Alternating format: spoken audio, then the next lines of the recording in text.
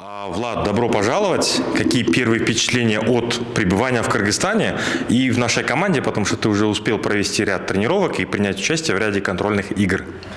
Достаточно приятно приняли. Холодный Кыргызстан, да, не очень по погоде, но достаточно теплая атмосфера в команде. Неплохие ребята, качественные футболисты. Набираем обороты, стараемся, тренируемся. Прошло 3 игры, потихонечку втягиваемся. Личные цели – забить 5-7 голов и больше, и также отдавать какие-то голевые передачи.